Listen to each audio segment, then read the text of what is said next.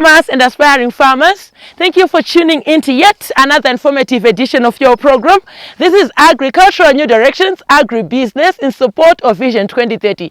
Sometimes you just have to do a farm visit and consume an entire watermelon. Today we are looking at watermelons harvesting. We are coming to you from Zimbabwe, where Mr. and Mrs. Chineka are undertaking commercial watermelons production as a business.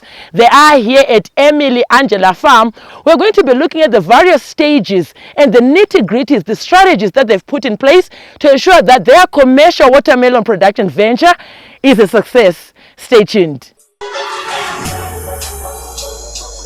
At this point in time, I've taken the liberty of inviting Mr. Chineka, who's going to be taking us through the strategies and even the investment, the financial capacity that they've gathered to ensure that their venture is successful. But Chineka, thank you so much for affording us an opportunity to visit your enterprise. Thank you so much, Wazanai. Right. In watermelon, looking at it, roughly how many kilograms are we looking at? This is our baby. I think it's about 8.7 kgs. I'm impressed, I should say. Thank you so much. Now, as we get into our discussion, I understand that when it comes to watermelons production, we do not have a lot of varieties that are suitable to the Zimbabwean farmer on the market. When it comes to your variety selection, what are those varieties that you are choosing, that you are selecting, and their characteristics or attributes that you are saying they are perfect? Okay, so far, Wazanai, as a commercial watermelon producer, normally a farmer goes around trying many varieties. But now we are certain that we have got the best varieties coming from Syngenta. We have varieties that are short-term, long-term, and that are favorable in terms of budgets as well. They have a large basket of watermelon varieties. Here you go, we've got Fahari in here, we've got Antelope there, there's a new baby on the streets which is called Farao, we're going for it. We have Baraka. All these varieties, we've tried them, and they have given us very good vigor. So when we start doing our farming, we first bring in the Fahari. Why? This is our cash cow.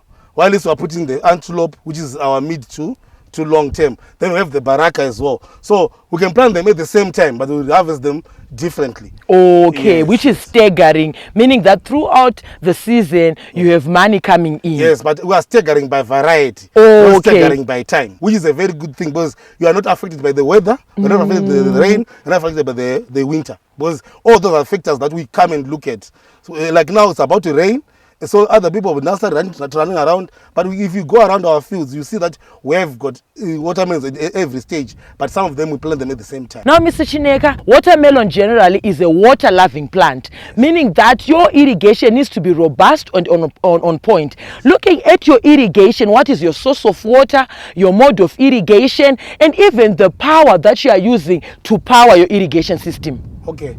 Wazanai, since you had a show with us way back in Chegutu, we had built a dam, if you still remember. Yes. We spent almost 50 to 80,000 building that dam, but it ran out of water. Okay. So here we have a river called Hunyani, and we have gathered that solar system, which is quite big. So right now our watermelons, they don't even struggle for water. Because we've got, right now actually we're underutilizing the farm. Because we've got too much water, we've got free electricity because we've got a solar plant. So we are more than happy now. This is where we're supposed to be all this time. So right now we are for the first time we are actually having true smiles. Unlike last time we were smiling for the camera, today we're smiling for the money. Today I'm happy and I should congratulate you on that. This is a genuine smile. I can tell that you are very happy, you are very excited with your project. Yes. Now, looking ahead of the festive season, we are getting into Christmas. There are going to be gatherings. People are going to be consuming food. People are going to be having salads. People are going to be having braais. And what goes on in those gatherings is when also as a farmer you push your volumes.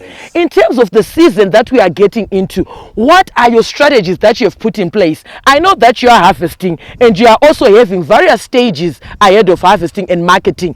What are we looking at in terms of market expectations? Market irikude. Right, market expectations, these guys, they want big watermelons, sweet watermelons. So right now, this period is when we are starting to push our watermelons. But in the festive season, the sales actually boom to be higher. But what happens is most farmers will have planted the watermelon as well. But now, because of variety, as we're saying, our varieties, they give us medium and large. So even if the market is flooded, we don't have a problem with that. We actually want it to be, even if it floods for the whole year, we're okay with it. You can cater and satisfy your market. We don't have a problem with it. So we are now having targets, like I was speaking to Kuda before. We now have targets because of our new fertilizer programs. As a farmer, experiment, learn your crop. That's why for the past maybe 6 years, you have been seeing us doing one crop. Why? When you master a crop, you now know what it needs, how to improve it. So it's like now our target will be about 36 tons for an acre. Okay. Of which a hectare is about what? 2.5 acres. Okay. So even if we get 60 tons, even if you work them out at 20 cents, you're still getting a good amount of money. Now looking at land preparation up to the various stages of production, up to harvesting, how are you maintaining quality and quantity? Yes, that's exactly what I was saying to Wazanai. The quality and quantity for us to reach, because we used to do the normal way. Like most farmers, if you ask them, they tell you we put compound C, our top or whatever. But some of the fertilizer programs are actually very wrong. We are putting cucumbers in the same family with tomatoes, in the same family with somebody who's doing berries. But these fertilizers are different because this is a high feeder. It feeds a lot. So you have to know exactly when are you putting the fertilizers and which stage. There's a stage for nitrogen. There's a stage for our sulfates. Then there's the last stage for our potassium. If you don't know those stages, my friend, you have a budget of $4,500 per hectare, but you produce $2,000. It really goes to show that you are hands-on. Yes. Because it goes on to say that there is an adage which says that the most effective fertilizer is a farmer's footprint. So for you to be understanding that you need to come up with such and such a fertilizer application system, it's due to years and years of experience. Which speaks that your knowledge is on your fingertips. I would like to congratulate you on that and thanking you for taking your time to come to onto our platform and discuss commercial watermelons production. It was a pleasure having you today. Thank you so much, Wazanai. I hope when you taste the watermelon, you show us that your name is I'm going to take a lot home for people at home. Don't worry. I saw you came with a pickup. It's okay. You can take some. There you heard it, viewers. Today we are looking at commercial watermelons production with Mr. and Mrs. Chineka of Emily Angela Farm in Zimbabwe, where they are undertaking commercial watermelons production. We're going to go on a short commercial break. We'll be right back with this and more in the second segment. Stay tuned.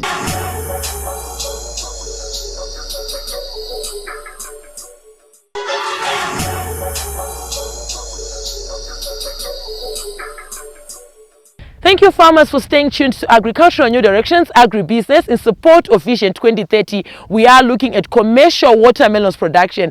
Now, if you encourage you to be a part of these conversations, feel free to get in touch with the producer, Wazanai Manyore, so 0772-807-506. Alternatively, you can like our Facebook page, Agribusiness with Wazanai. Make a follow-up on this episode and more, and leave your comments and suggestions. They are most welcome to us.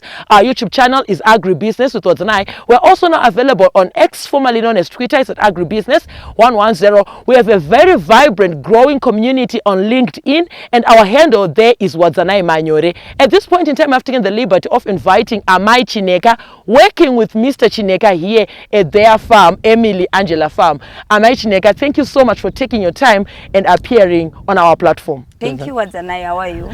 Getting into this discussion, Amai Chineka, I want us to look at the indicators when it comes to harvesting. Mataka mira muno mtrukuti, we are headed towards harvesting. What are those indicators when you wake up, you say this week we should be going to harvesting? Those indices that you look at. Thank you, Wazanai. Firstly, we look at days to maturity. Like, for example, we are in a Fahari field. Fahari, normally it takes 65 to 75 days to mature. So from 60 to 65 days, we'll be walking around looking at the shells. If you knock, you hear a deep sound, so you know that our watermelon is about to ripe. And also we look at the color. Yes. They turn from a greenish color to a white color. you know kuti they are ripe, and the size also. Yes. They get bigger, like very huge. So Yes. you definitely know kuti they are ready for harvesting. Speaking of size, when you are headed towards marketing, makuda kuendesa mavise enyu kumusika, what are we looking at? Your grading, your sorting?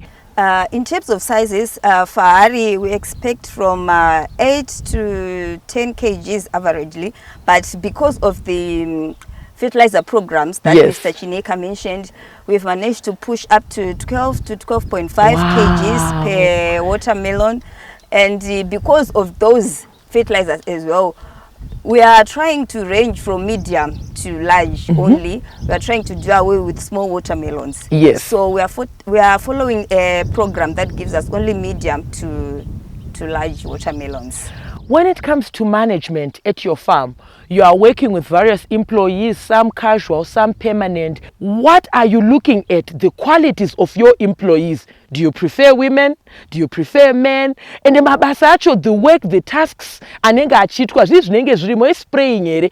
What kind of management are you looking at? I understand that you are very close to your team, given that you are working with your partner. Okay. For now, here we have 5 workers, only male workers. They are very hardworking. So when selecting workers, we look for hardworking workers. And amongst them, we have one who is dedicated in the irrigation system, who just works under irrigation. And then we have one who is in the fertilizer system, and then the one who is into spraying programs. So they differ, but they are all hardworking. So we try to minimize contract workers. Yes. Amongst the 5 workers, they are all hardworking. So you find we cut cost by bringing in contract workers. They are all permanent workers and they work very hard. Meaning that you have also established a relationship with them. Yes. Which is very good when we speak of agricultural relations. Apart from being a science itself, it is a social science which speaks to kugarisana kwevanu. Now I want us to look at my risks when it comes to watermelon. Chino chekutoti munhu mbavha ikangobvawo koka before atakura zvake anokwanisa kutongotema utanga kutodya. It's something that is ready for consumption, meaning that you have risks of theft from wild animals. I can tell kuti behind us tinemiti. So when it comes to managing my risks, what strategies have you put in place to ensure kuti kana mchizi yati umune 8,000 sure ari kuenda kumarket 8,000 hapana rabiwa, hapana radyiwa, hapana wana mukanya vazouya? What is it like for you here?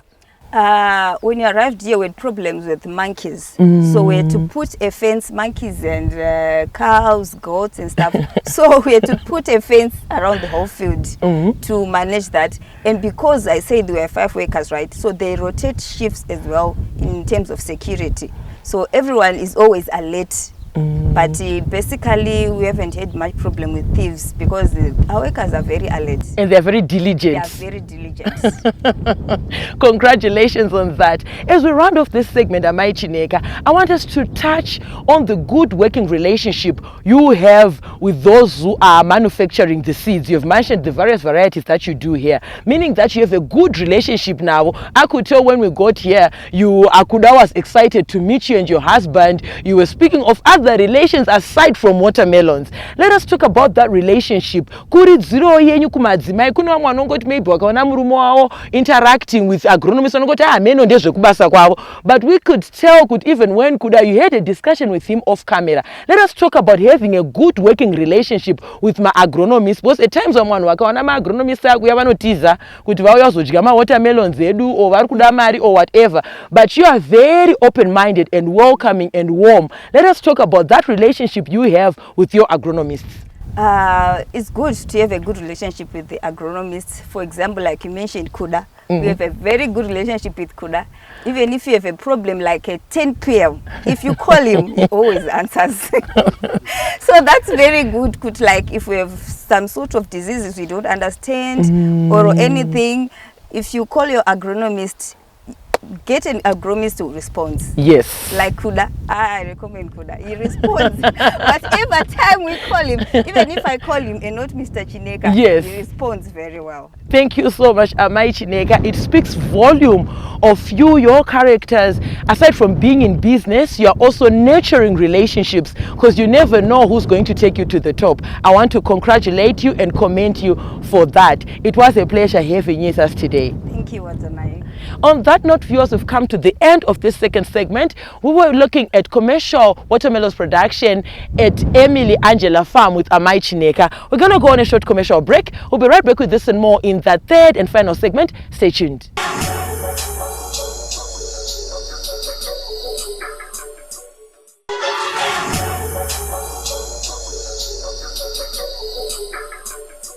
Thank you, farmers, for staying tuned to Agricultural New Directions, Agribusiness in support of Vision 2030. In case you are looking for a project to invest in, we are talking of short season projects that you can undertake throughout the year, but at the same time, you are making a living off of your venture. At this point in time, I'm joined by Kudakwashe Mugwagwa. He is a horticultural specialist, Syngenta vegetables lead, working with Zimbabwe and various African countries across our continent, ensuring that horticulture is taken as a formidable business. Kuda, we are here in the third and final segment. Thank you for joining us. Thank you so much, Watanai, for having me. As we get into our discussion, Kuda, I want us to talk about that attribute that even invites customers and clients, the sweetness, the juiciness of the watermelon. What leads to that? What strategies or techniques or agronomic advice you'd want to impart with our audience there at home? I know where we are standing here at Emily Angela Farm, the watermelons are sweet. I tasted them. What leads to that sweetness, to that juiciness, to that redness within the inside of the watermelon?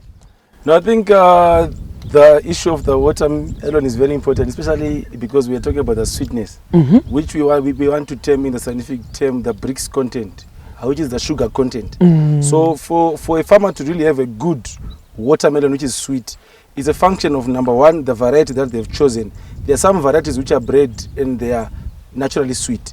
But as a farmer now, you need to enhance, like what Mr. Chineka was explaining, that his fertilizer regime, it actually then enables that fruit to taste better. Yes. So that is the issue of how he applies this potassium, which helps to transport the nutrients to go to the fruit. And then when the fertilizer regime is in place, you see the leaf size. They've got very big leaves, which means that is the safest way photosynthesis is happening. And what is this leaf doing? It is a factory that is feeding the fruits. That's why here you can see these nice, beautiful fruits, and which are also very sweet. Thank you so much, Kuda. In as much as we are targeting the size of the fruit, you spoke of leaf size, which is essential. It also covers the fruit itself, because you wouldn't want the fruit to be exposed to sunburn, etc. Looking at ways of curbing post-harvest risks, post-harvest losses that come when at times a farmer is negligent or has done poor planning. What happens when you come in late harvesting your watermelons?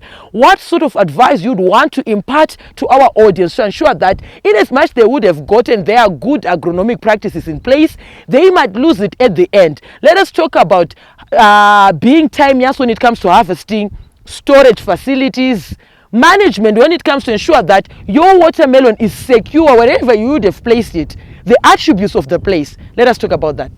No, I think that's very important, because like in this field where we are standing, you can see that the farmer has really invested his time in planning, where you see that we are now towards the rain season, but you can see how these ridges are clearly made to allow the water to drain out. Because when it comes to the issue of post-harvest losses, number one, the varieties too will always come back, because you need to choose a variety with a good rind, which is the skin, where some of them, if they are laying on the soil, they easily rot. It can be a soft rot, it can be something else. But if you've got a variety with a nice rind, it is able to stay up to 14 to 21 days, even after when it's ready. Then the second issue I was speaking about was the ridges, which do not allow the water to sit in the field. The water is drained out, so that there is not too much water, which then affects our fruits. And the issue of water, I think it's very key to highlight that towards the harvest of the fruit, the plant does not need too much water because it also maybe sometimes reduces the taste. So that's why you see these ridges are trying to make sure that the water is out. And also when the farmers have harvested their fruit, it is also advisable to place them in a cool environment than for them to be directly into the sun.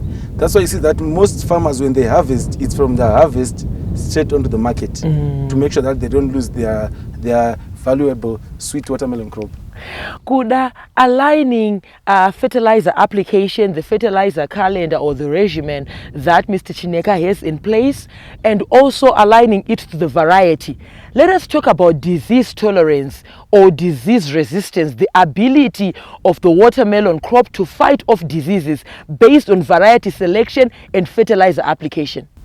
No, I think that's very key, because when it comes to disease pest management, the variety part of it is that you can only be able to prevent viral diseases, because you are not able to cure it after.